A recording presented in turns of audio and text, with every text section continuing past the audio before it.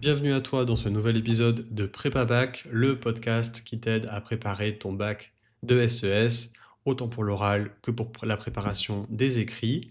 Aujourd'hui, j'ai envie d'aborder avec toi un sujet un peu intéressant qui peut à la fois être un loisir et un mode de transport.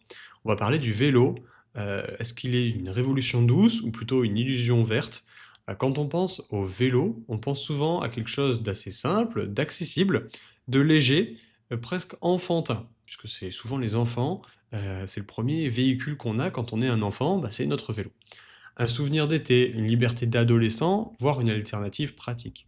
Le vélo, c'est la promesse d'un monde plus calme, plus propre et surtout plus humain. Et en même temps, aujourd'hui, il est au cœur des discussions brûlantes sur notre manière de nous déplacer, notre manière de consommer, de vivre en ville, d'aménager notre quotidien. Ce simple objet, vieux de plus de 2 siècles, est redevenu un enjeu majeur à la croisée des débats sur l'environnement, l'écologie, l'urbanisme, l'économie et la justice sociale.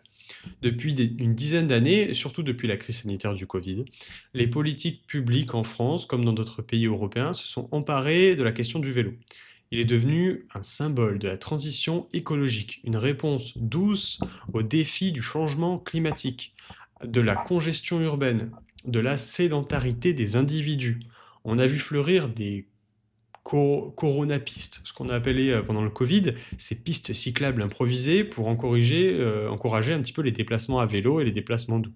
On a vu des villes comme Paris, Lyon, Strasbourg, Nantes, Bordeaux multiplier les aménagements, les aides à l'achat de vélos ou à leur réparation et les campagnes de promotion. Et sur le papier, tout semble parfait, le vélo ne produit pas d'émissions de gaz à effet de serre en usage, il occupe assez peu d'espace, il est plutôt silencieux, il améliore la santé de ses utilisateurs, et il favorise une forme de sobriété énergétique, il redonne aux villes une échelle beaucoup plus humaine. En termes de SES, c'est ce qu'on appelle une externalité positive, un effet bénéfique pour la société entière, produit par l'action individuelle de celui ou celle qui a choisi le vélo plutôt que la voiture ou les transports motorisés. Mais comme souvent en économie et en sociologie, la réalité, elle peut être un peu plus complexe que ça. D'abord, il faut se demander qui peut réellement faire du vélo. Parce que derrière cette image de liberté se cachent aussi des inégalités sociales ou géographiques.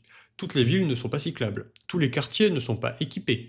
Et surtout, tout le monde n'a pas les mêmes contraintes. Faire du vélo, ça suppose avoir un emploi ou un établissement scolaire à distance raisonnable de son domicile. Ne pas avoir à transporter également des charges trop lourdes. Ne pas avoir d'enfants en bas âge à déposer forcément à l'école qui se retrouverait à 15 kilomètres de la maison. De ne pas vivre loin des centres urbains. C'est une alternative crédible, mais souvent réservée à certaines catégories sociales, des jeunes, une population active, urbaine et plutôt diplômée. Il y a donc ici un premier angle d'analyse, celui des inégalités sociales de mobilité. En SES, on apprend à observer les effets différencier des politiques publiques selon les groupes sociaux. Favoriser le vélo, c'est une bonne chose. Mais si cela se fait au détriment d'autres formes de mobilité accessibles ou plus précaires, comme les transports en commun, on risque d'aggraver les écarts. Il faut penser l'ensemble de la mobilité comme un système cohérent et pas comme une compétition entre modes de transport. Car quand on avantage le vélo plutôt que les modes de transport en commun comme les trams ou les bus, eh bien, par exemple, on peut défavoriser les personnes handicapées qui ne peuvent pas faire du vélo. Ensuite, il faut parler du vélo électrique. L'assistance électrique a permis de démocratiser le vélo aujourd'hui, très récemment, d'étendre son usage à des populations aussi plus âgées, qui ont moins de force physique, à des territoires aussi plus vallonnés, puisqu'il permet d'aller beaucoup plus loin en se fatiguant beaucoup moins, et à des trajets plus longs. C'est indéniablement un progrès technique majeur pour le vélo, et ça peut avoir des effets positifs sur la réduction de l'usage de la voiture. Mais attention, c'est ici que les choses deviennent un peu plus ambiguës. Le vélo électrique, est-ce qu'il est vraiment un vélo écologique? Beaucoup moins qu'on peut le penser. Déjà, sa fabrication est bien plus polluante que celle d'un vélo classique. Batterie au lithium, moteur, composants électroniques, chaîne d'assemblage souvent mondiale. On retrouve ici toutes les problématiques liées à la mondialisation de la production, à l'extraction de ressources rares et limitées, aux conditions de travail dans les pays du Sud. Un vélo électrique produit davantage de CO2 qu'un vélo mécanique sur son cycle de vie, surtout s'il remplace des déplacements qui auraient pu être faits à pied ou en vélo classique. Et surtout, il faut parler d'un concept fondamental en économie, l'effet rebond. C'est l'idée que sur les gains d'efficacité d'une technologie sont souvent annulés par l'augmentation de son usage. Si je peux aller plus loin, plus vite, avec moins d'efforts, alors je vais avoir tendance à me déplacer plus souvent sur de plus grandes distances. Résultat, les émissions globales ne diminuent pas, voire elles augmentent. C'est ce qu'on a déjà observé avec les voitures électriques. Elles sont censées être plus propres, mais comme elles sont souvent plus lourdes, plus puissantes, plus utilisées, l'effet bénéfique sur l'environnement est très limité, parfois même complètement négatif. On risque de produire la même erreur avec les vélos électriques. Ce n'est pas la technologie en soi qui pose problème, mais la manière dont elle est intégrée dans nos comportements et dont elle nous influence, dans notre système économique et notre modèle de société. Le vélo électrique, s'il remplace une voiture thermique, c'est une victoire. S'il remplace un vélo normal ou une marche à pied, c'est un recul. Et là, on touche une autre notion de SES.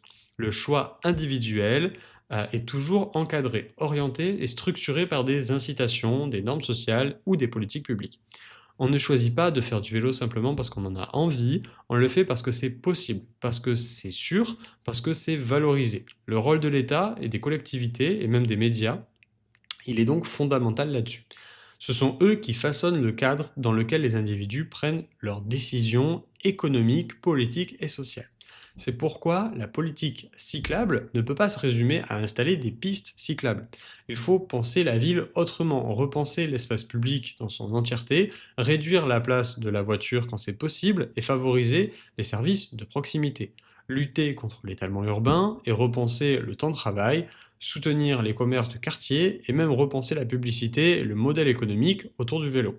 Car la mobilité, c'est toujours plus qu'un simple déplacement, c'est un révélateur de nos priorités collectives, de nos valeurs et de nos manières de vivre ensemble dans une économie. Le vélo peut être un outil formidable pour changer nos sociétés, mais à condition qu'il ne soit pas récupéré par des logiques marchandes, par de la consommation de masse, par l'individualisme technologique ou des idéologies écologiques complètement biaisées. Le vélo peut rester un symbole d'émancipation, de liberté, voire même de sobriété, mais il peut aussi devenir un énième gadget à la mode, produit à bas coût en Asie, vendu à prix d'or en Occident, intégré dans une logique de rentabilité et de branding. Il y a un autre risque, plus politique, celui de la culpabilisation individuelle. En mettant en avant le vélo comme une solution plutôt miracle dans nos sociétés, on risque de faire porter aux individus toute la responsabilité de la transition écologique. Tu pollues, t'as qu'à prendre un vélo. Mais ce raisonnement, il est beaucoup trop simpliste, car ce ne sont pas les comportements individuels qui ont le plus d'impact sur l'écologie, mais bien les choix structurels, l'urbanisation, l'aménagement du territoire, les politiques fiscales, les normes industrielles. En SES, on distingue souvent les micro-décisions individuelles des macro-mécanismes collectifs. Et il ne faut pas confondre les deux. Le vélo ne sauvera pas le climat à lui seul, mais il peut y contribuer, et surtout il peut contribuer à créer un climat social plus agréable, à condition qu'on le pense dans une logique cohérente, systémique et inclusive de tous les acteurs. Il faut sortir d'une vision naïve où chaque innovation serait une solution. Il faut avoir le courage de poser les bonnes questions. Pourquoi nous déplaçons-nous autant? Pourquoi vivons-nous si loin de nos lieux de travail? Pourquoi nos villes sont-elles construites autour de la voiture? Pourquoi valorise-t-on encore la vitesse, la productivité et la consommation? En interrogeant ces modèles, le vélo devient plus qu'un moyen de transport. Il devient un outil de critique sociale, de transformation collective. Un vélo, ce n'est pas juste deux roues et un guidon, c'est une promesse de lenteur dans un monde qui va trop vite et qui s'inscrit aussi dans un mécanisme de décroissance. C'est une manière de se reconnecter à son environnement, à son corps et à ses voisins. C'est une façon d'occuper l'espace public autrement. C'est un acte politique discret, mais qui peut être puissant s'il agit collectivement. Alors oui, encourageons le vélo dans certaines mesures, mais sans naïveté, avec lucidité, exigence et un esprit critique aiguisé. Apprenons à lire entre les lignes des discours sur la transition écologique, à décrypter les logiques économiques et marchandes, à repérer les intérêts cachés de tous les acteurs, à faire le lien entre nos gestes quotidiens et les grandes dynamiques du monde. C'est ça aussi, faire de la SES, relier l'intime et le global, le concret et le théorique, le présent et l'avenir. Et la prochaine fois que tu enfourcheras ton vélo ou que tu en croiseras un sur la route, pense à tout ça. Ce n'est pas juste un vélo, c'est un morceau du monde qui roule devant toi. Merci beaucoup d'avoir suivi ce nouvel épisode de Prépa Bac, le podcast qui t'aide à préparer ton bac de SES, et à bientôt pour un prochain épisode.